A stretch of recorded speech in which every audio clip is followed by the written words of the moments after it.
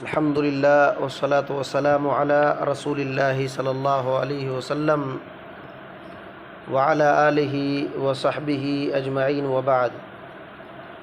اللہ کے فضل و کرم سے ہم لوگ ہر جمعہ فجر کے بعد ایک کتاب پڑھ رہے ہیں، شرح السنہ، امام بربہاری رحمۃ اللہ علیہ کی کتاب، عقیدے کی کتاب ہے۔ اور اس سے پہلے ہم لوگ جو باتیں پڑھ چکے تھے اس کو ذہن میں لائیے۔ یہ بات ہماری آئی تھی کہ چھوٹے بدعات سے بھی بچنا چاہیے، کیونکہ چھوٹے بدعات جو ہیں یہ آگے بڑھ کر کے بڑے ہو جاتے ہیں اور بندہ کیا کرتا ہے، اس طریقے سے جتنے بھی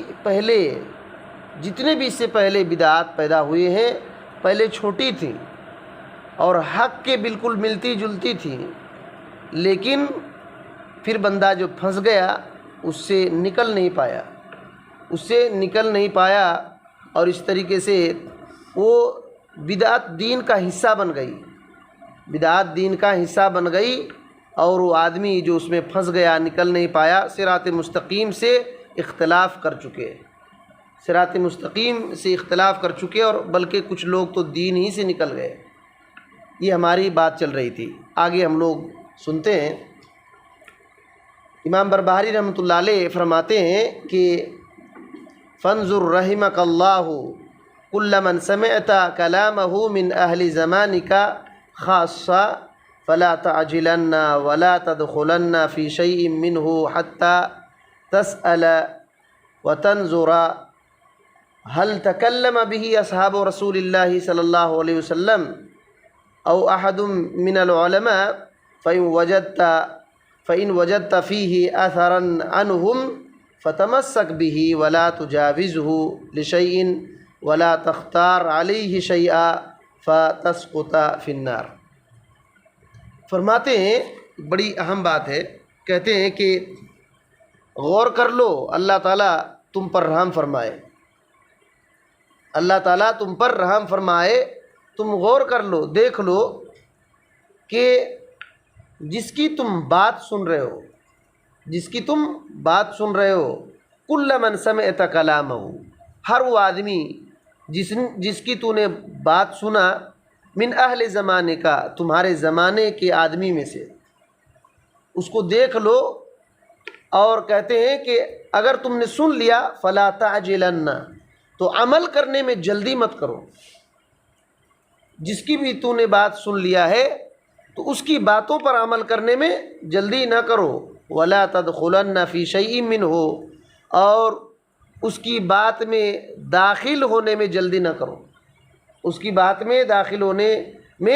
نہ کرو، حتی تسأل، یہاں تک کہ پوچھ لو کسی علماء سے،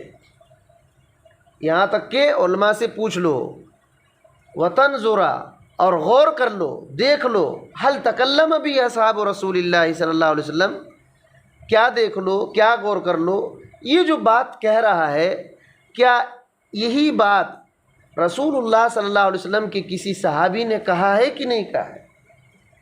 دیکھیے، کسی صحابی نے کہا ہے کہ نہیں کہا ہے، او احد من العلماء، یا کسی علماء امت میں سے کہا ہے کہ نہیں کہا ہے، فإن وجدت فیہ اثرا عنہم فتمسک بہ، اگر اس کی بات میں کوئی ایسی بات ملتی ہے جس کو رسول کے صحابہ نے کہا ہو، فتمسک بہ، تو اس کو پکڑ لو، ولا تجاوز لشیء، اور کسی چیز میں حد سے آگے مت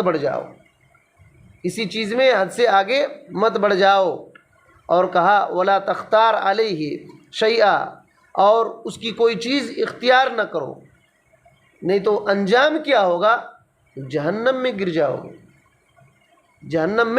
جاؤ گے۔ اب سوچئے کہ کتنی بڑی بات ہے، اسی وجہ سے یہ ایک اصولی بات ہے، کیا کہتے ہیں، اللہ تعالیٰ تم پر رحم کرے، پہلے دعا دیتے ہیں، اس کتاب کو پڑھنے والے سننے والے کے لیے دعا دیتے ہیں کہ اللہ تعالیٰ تم پر رحم کرے۔ غور کر لو، تم اپنے زمانے کے جس آدمی کی بات سنے اس کی بات پر غور کر لو، اور جلدی نہیں کرنا عمل کرنے میں، اور اس کی چیزوں کو سن کر کے اس کو دین بنا کر کے داخل ہونے میں جلدی نہیں کرنا جب تک کہ کسی عالم سے پوچھ نہ لو، عالم سے پوچھ نہ لو، اور یہ نہ دیکھ لو کہ یہ جو بات کہہ رہا ہے، جس دین کی بات کر رہا ہے، اس بات کو صحابہ میں سے کسی نے کہا کہ نہیں کہا۔ تو یاد رکھیے صحابہ حق کے معیار ہیں، حق کے ترازو تھے صحابہ، تو ہر زمانے میں وہی دین صحیح ہوگا، دین وہی صحیح ہوگا جو صحابہ کرام جس پر چلے تھے۔ اپنے طرف سے کوئی کچھ بول رہا ہے تو دین نہیں ہوتا، وہ دین نہیں ہوتا۔ اور کہتے ہیں یا کسی علماء نے کہا ہو، کیونکہ علماء نبیوں کے وارث ہیں، علماء حق نبیوں کے وارث ہیں، تو اگر یہ کوئی بات کہہ رہے ہیں، اگر تم کوئی بات کوئی کہہ رہا ہے اس کی دلیل صحابہ میں سے مل گئی تو اس کو پکڑ لو، مضبوطی سے پکڑ لو، اور آگے مت بڑھو، آگے مت بڑھو۔ کتنی بڑی بات ہے۔ آج اس اصول کو دیکھیے اور دنیا میں لوگوں کو دیکھیے اور حالات دیکھیے، کیسے کیسے خطرناک پھنستے ہیں، جس کی تس کی بات سن لیا اور اس کو دین سمجھ لیا۔ آج وہی ہوتا ہے نا، جو سو دین کا ٹھیکیدار بن کر کے بیٹھا ہوا ہے، اور نہ صحابہ کی کوئی دلیل اور نہ ہی کسی علماء کی طرف وہ نسبت بول رہا ہے کہ فلاں عالم نے کہا۔ اپنے سے تشریح کرنا، اپنے سے دین بولنا، اور اپنے سے مائک سیٹنگ کر کے بنانا، اور لوگ اس کو فالو کیے جا رہے ہیں، حالانکہ اس کا استاد کا اتا پتہ نہیں ہے، اس نے کس سے علم سیکھا اس کا اتا پتہ نہیں ہے، کیا بول رہا ہے، کہاں سے بول رہا ہے، اس کا اتا پتہ نہیں ہے، لیکن بھیڑ لگی ہوئی ہے، لوگ اس کو سننے کے لیے۔ یاد رکھیے یہ گمراہی ہے، اور کتنا خطرناک اس کا رزلٹ ہے کہ کہا کہ جہنم میں گر جاؤ گے، جہنم میں گر جاؤ گے۔ اس کا یہ نتیجہ آخر میں ہوگا، کیونکہ وہ دین کی بات سمجھ کر کے اس کی تس کی وہ اتباع کر لے رہا ہے۔ امام ابن قیم رحمۃ اللہ علیہ فرماتے ہیں الصواعق المرسلہ میں کہ وَلَا تُجَاوِزُوا الْقُرْآنَ وَالْحَدِيثَ، قرآن اور حدیث سے آگے مت بڑھ جاؤ، قرآن اور حدیث سے آگے مت بڑھ جاؤ۔ وَاتَّبِعْ فِي ذَلِكَ سَبِيلَ السَّلَفِ الْمَاضِيِّينَ، کہتے ہیں کہ قرآن اور حدیث کو سمجھنے میں جو گزرے ہوئے سلف صالحین ہیں ان کی اتباع کرو۔ قرآن اور حدیث کو کیسے سمجھنا ہے؟ گزرے ہوئے سلف، کون گزرے ہوئے سلف ہیں؟ صحابہ، تابعین، تبع تابعین، ان کے طریقے پر قرآن حدیث کی اتباع کرو۔ کیسے ان لوگوں نے سمجھا، کیسے فالو کیا قرآن حدیث کو، کیسے اتباع کیا، اسی طرح تم اتباع کرو۔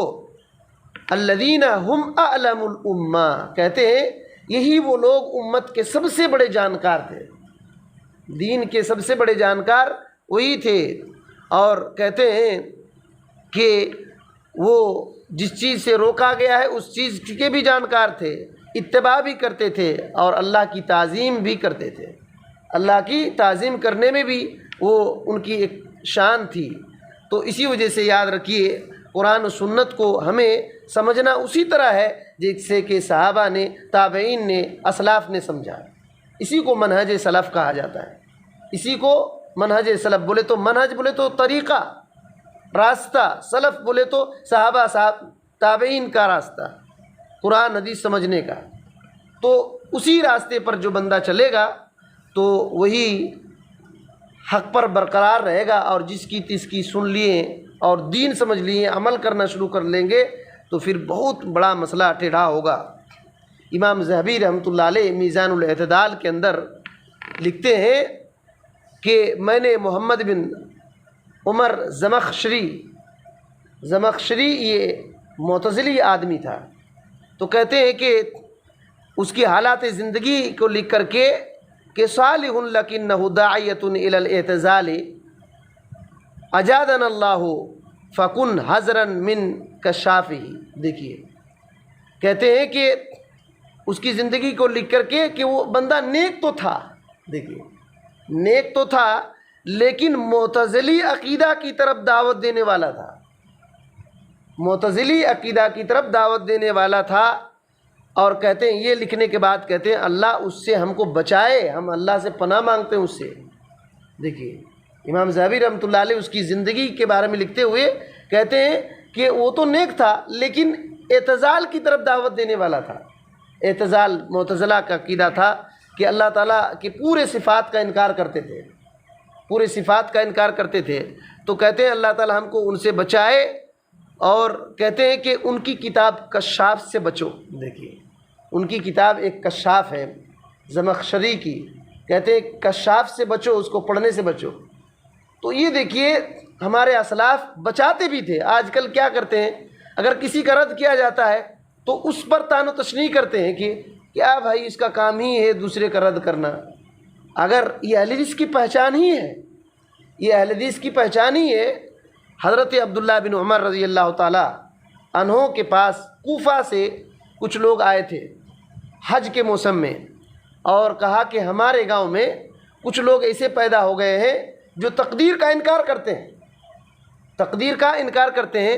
تو حضرت عبداللہ بن عباس رضی اللہ تعالیٰ عنہ نے یہ کہا تھا کہ حضرت عبداللہ بن عمر رضی اللہ تعالیٰ عنہ نے کہا تھا کہ جاؤ ان سے کہہ دینا کہ ہمارا ان سے کوئی تعلق نہیں ہے اور ان کا ہم سے کوئی تعلق نہیں ہے، ہمارا ان سے کوئی تعلق نہیں ہے اور ان کا ہم سے کوئی تعلق نہیں ہے۔ اب سوچئے، تو اسی طریقے سے اہل حق علماء باطل کا رد کرتے تھے، باطل کتابوں کا بھی رد کرتے تھے تاکہ لوگ بچ سکیں، تاکہ لوگ بچ سکیں۔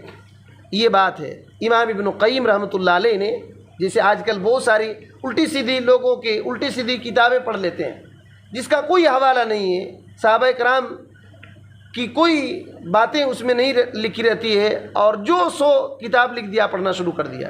ابن قیم رحمۃ اللہ علیہ کی ایک بات یاد رکھیے، انہوں نے لکھا ہے، کہتے ہیں کہ آلات موسیقی جو گانے بجانے کی آلات ہے نا، اور شراب پینے کے برتن، کہتے ہیں ان کو توڑنے سے بہتر، ان کو توڑنے سے بہتر افضل یہ ہے کہ ان کتابوں کو ختم کیا جائے، ان کتابوں کو ختم کیا جائے جس میں بدعات اور جھوٹ بھری ہوئی ہے، جن کتابوں میں جھوٹ بھری ہوئی ہے، بدعات بھری ہوئی ہیں، ان کو ختم کر دیا جائے، کیونکہ اس کا نقصان زیادہ ہے۔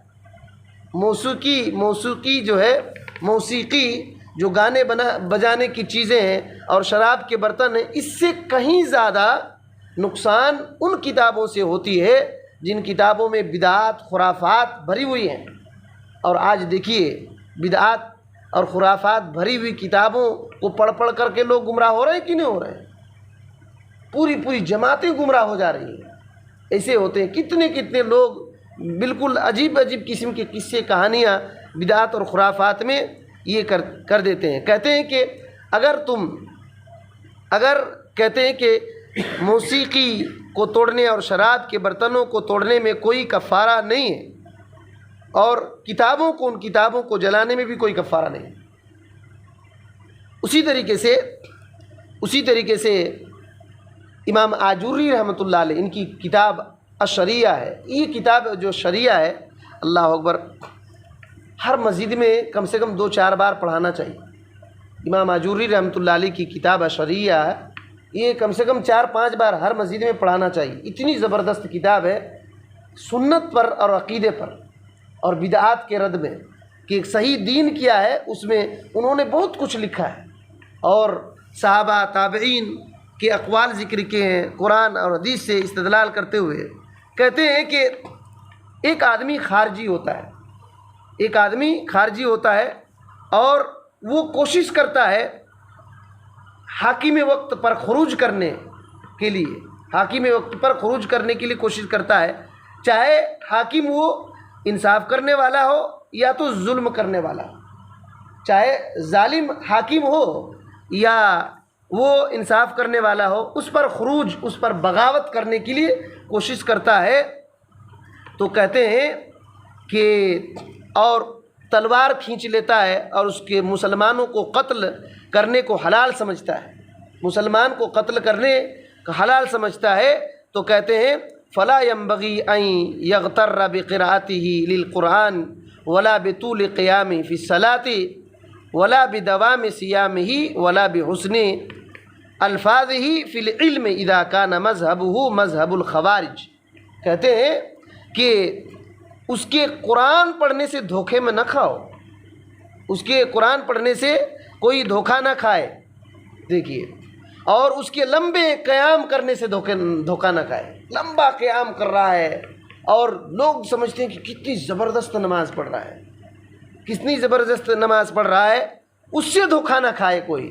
اور کہہ رہے ہیں کہ ہمیشہ روزہ رکھ رہا ہے، اس کے روزے سے دھوکہ نہ کھائے۔ اور کہہ رہے ہیں کہ ولا بحسن الفاظ ہی، اس کی اچھی باتوں سے دھوکہ نہ کھائے، اس کی اچھی باتوں سے دھوکہ نہ کھائے۔ فی العلم، علم کے بارے میں اچھے الفاظ کا دھوکہ نہ کھائے۔ اذا کان مذہبہ مذہب الخوارج، کیونکہ اس کا مذہب، اس کا طریقہ خوارج کا طریقہ ہے۔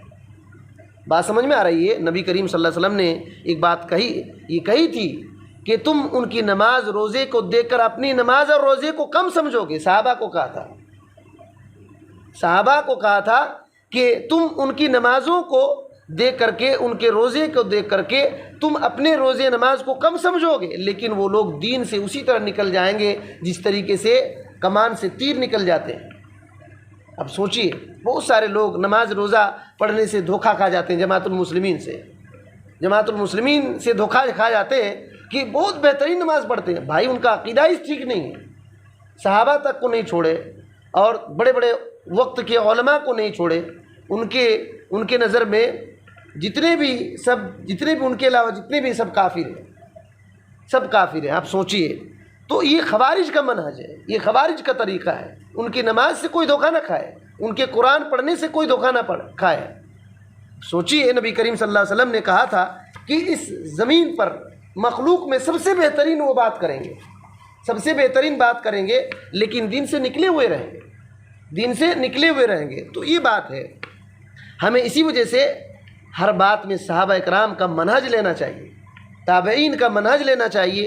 انہوں نے کیسے دین کو سمجھا، جو سو کیا بول رہا ہے کیا نہیں، اس کو پیچھے پڑ گیا تو آدمی پریشان ہو جائے گا۔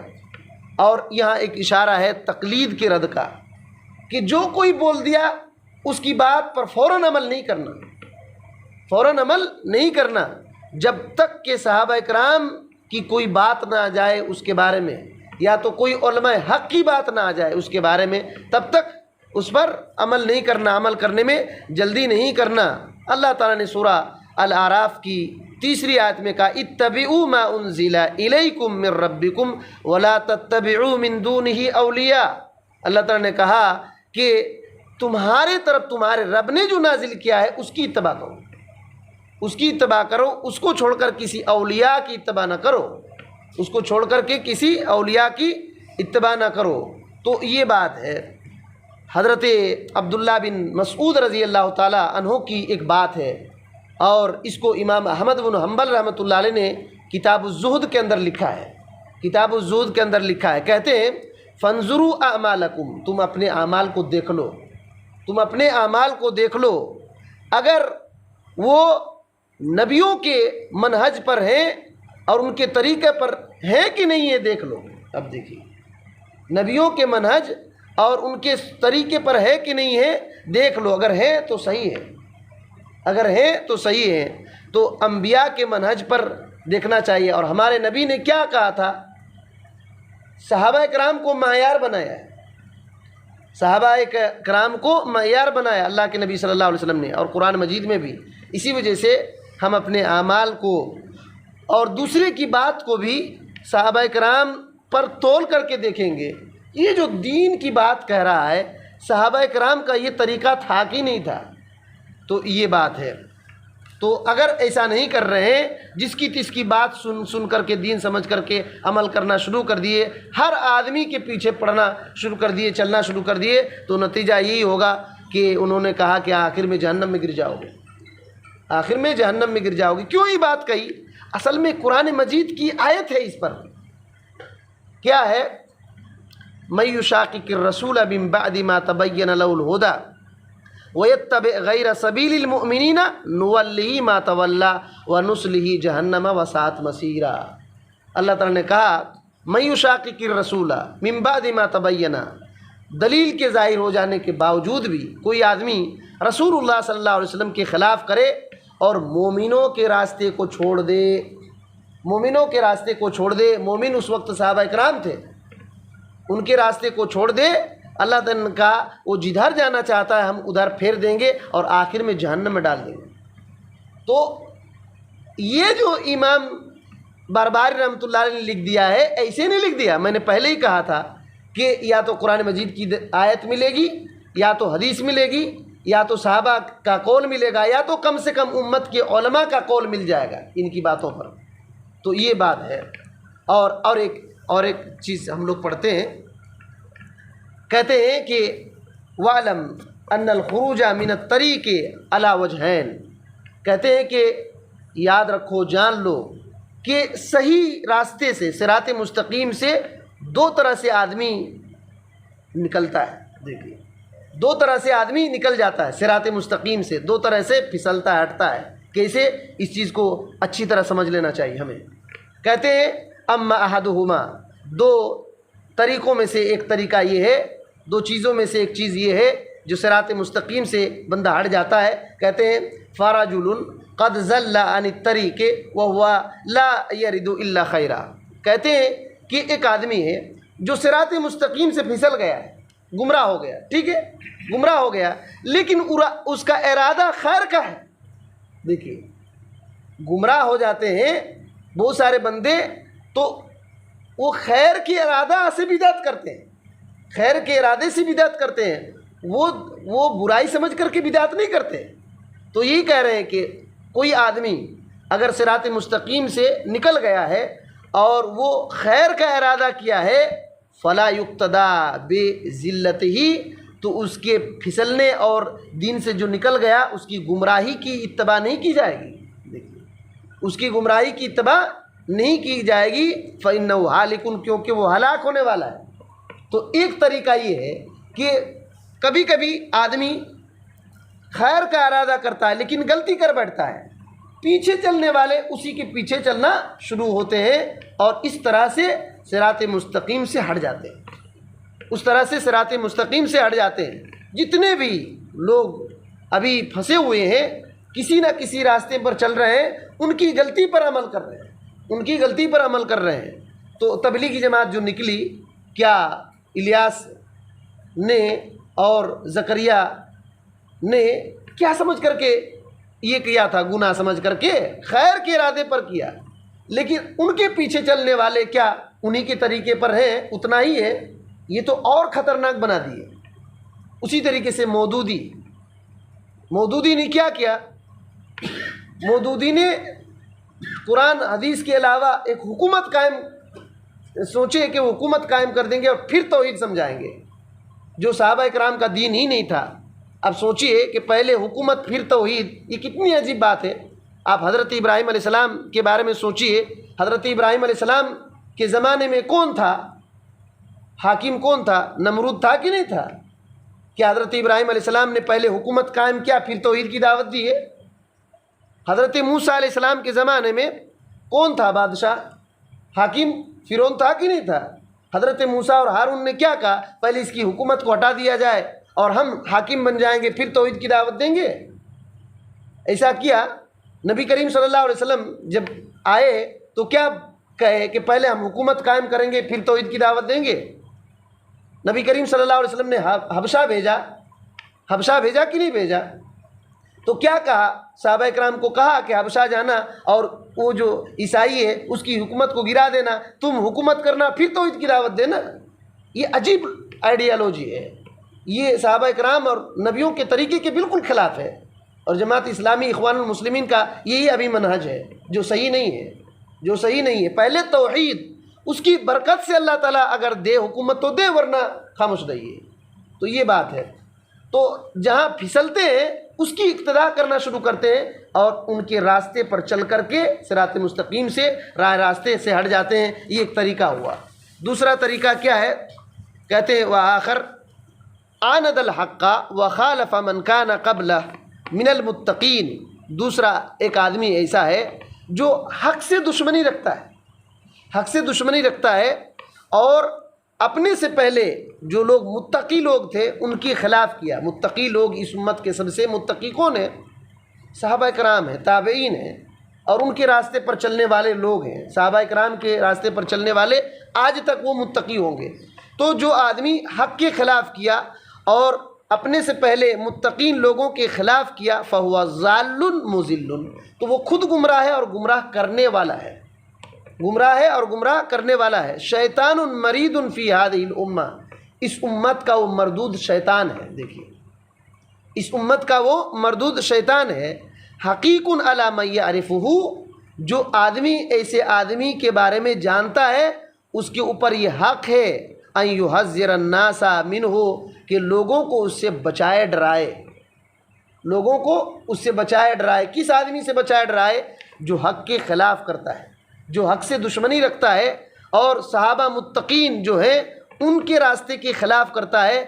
تو جو آدمی اس کی حالت کو جانتا ہے اس آدمی کو چاہیے کہ لوگوں کو اس سے ڈرائے، وَيُبَيِّنْ لِلنَّاسِ